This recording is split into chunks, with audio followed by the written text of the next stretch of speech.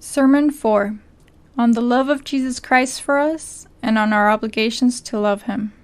The Savior of the world, whom according to the prediction of the prophet Isaiah, men were one day to see on this earth, and all flesh shall see the salvation of God, has already come. We have not only seen him conversing among men, but we have also seen him suffering and dying for the love of us. Let us then this day consider the love which we owe to Jesus Christ, at least through gratitude for the love which he bears to us. In the first point, we shall consider the greatness of the love which Jesus Christ has shown to us, and in the second point, we shall see the greatness of our obligations to love him. First point, on the great love which Jesus Christ has shown to us. Christ, says St. Augustine, came on earth that men might know how much God loves them. He has come, and to show the immense love which this God bears us, he has given himself entirely to us, by abandoning himself to all the pains of this life, and afterwards to the scourges, to the thorns, and to all the sorrows and insults which he suffered in his passion, and by offering himself to die, abandoned by all, on the infamous tree of the cross, who loved me and delivered himself for me. Jesus Christ could have saved us without dying on the cross, and without suffering. One drop of his blood would be sufficient for our redemption. Even a prayer offered to his eternal Father would be sufficient, because on account of his divinity, his prayer would be of infinite value, and would therefore be sufficient for the salvation of the world, and of 1,000 worlds.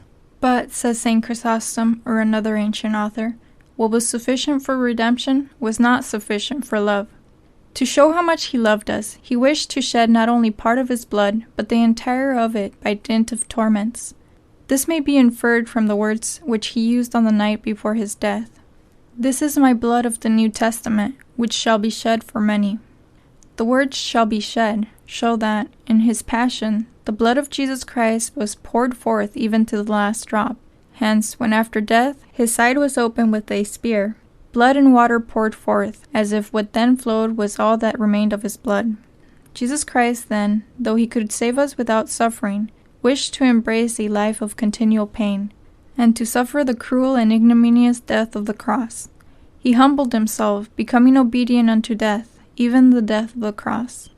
Greater love than this no man hath, that a man lay down his life for his friends. To show his love for us, what more could the Son of God do than die for us? What more can one man do for another than give his life for him? Greater love than this no man hath. Tell me, my brother, if one of your servants, if the vilest man on this earth had done for you what Jesus Christ has done in dying through pain on a cross, could you remember his love for you and not love him?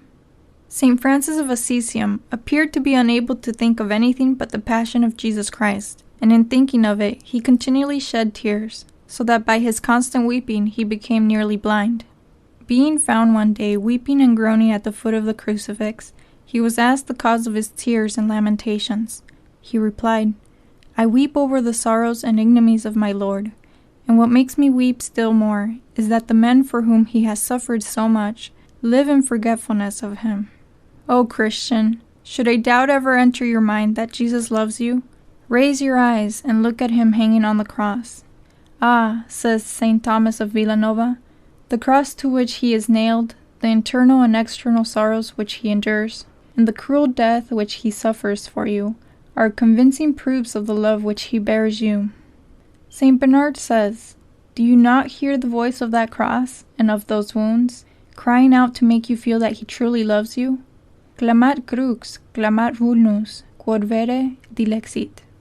St. Paul says that the love which Jesus Christ has shown in condescending to suffer so much for our salvation should excite us to his love more powerfully than the scourging, the crowning with thorns, the painful journey to Calvary, the agony of 3 hours on the cross, the buffets, the spitting in the face, and all the other injuries which the Savior endured.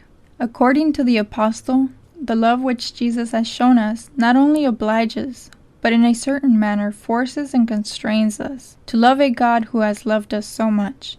For the charity of Christ presseth us.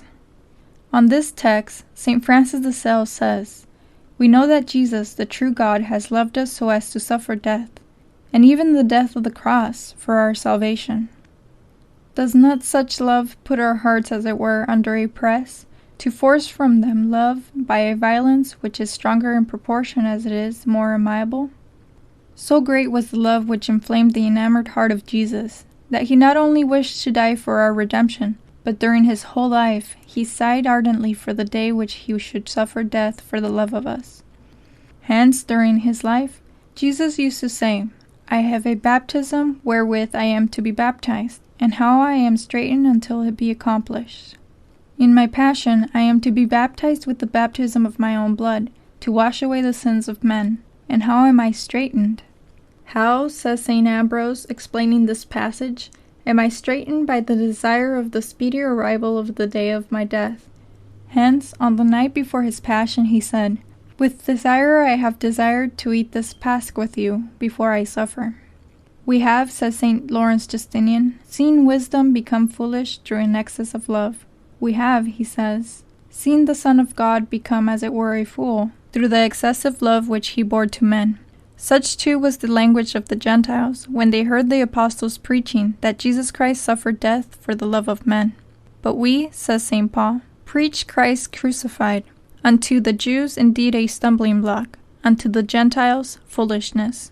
Who, they exclaim, can believe that a God, most happy in himself, who stands in need of no one, should take human flesh and die for the love of men? Who are these creatures? This would be to believe that a God became foolish for the love of men.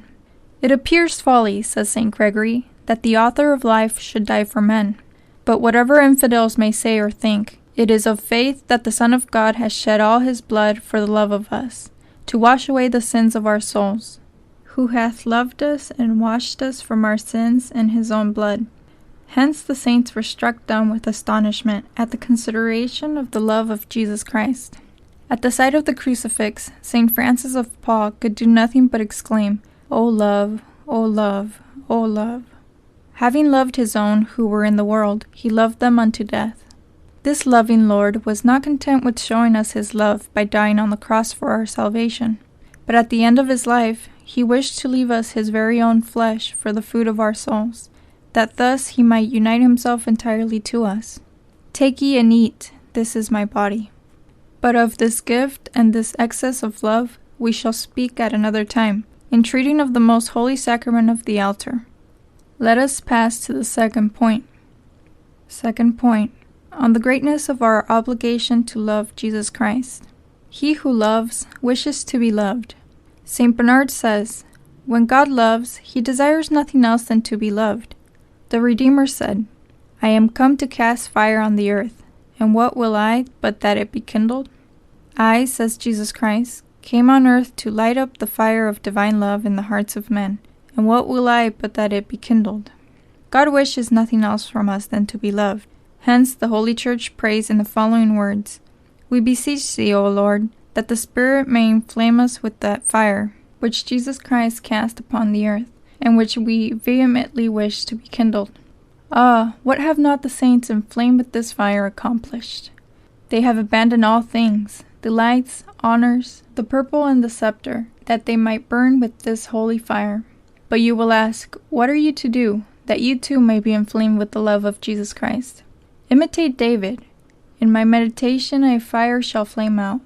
Meditation is the blessed furnace in which the holy fire of divine love is kindled. Make mental prayer every day. Meditate on the passion of Jesus Christ, and doubt not, but you too shall burn with this blessed flame. St. Paul says that Jesus Christ died for us to make himself the master of all hearts. To this end, Christ died and rose again, that he might be Lord both of the dead and of the living.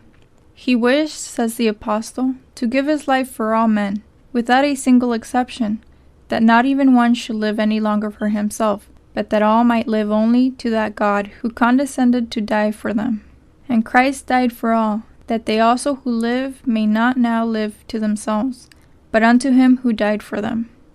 To correspond to the love of this God, it would be necessary that another God should die for him, as Jesus Christ died for us. O ingratitude of men! A God has condescended to give his life for their salvation, and they will not even think on what he has done for them? Ah, if each of you thought frequently on the sufferings of the Redeemer, and on the love which he has shown to us in his passion, How could you but love him with your whole hearts? To him who sees with a lively faith the Son of God suspended by 3 nails on an infamous gibbet, every wound of Jesus speaks and says, "Thou shalt love the Lord thy God." Love, O man, thy Lord and thy God, who has loved thee so intensely. Who can resist such tender expressions? The wounds of Jesus Christ, says St. Bonaventure, wound the hardest hearts and inflame frozen souls. Oh, if you knew the mystery of the cross, said St. Andrew the Apostle to the tyrant by whom he was tempted to deny Jesus Christ. O tyrant, if you knew the love which your Savior has shown you by dying on the cross for your salvation, instead of tempting me, you would abandon all the goods of this earth to give yourself to the love of Jesus Christ. I conclude by recommending you, henceforth, to meditate every day on the passion of Jesus Christ. I shall be content if you daily devote to this meditation a quarter of an hour. Let each at least procure a crucifix.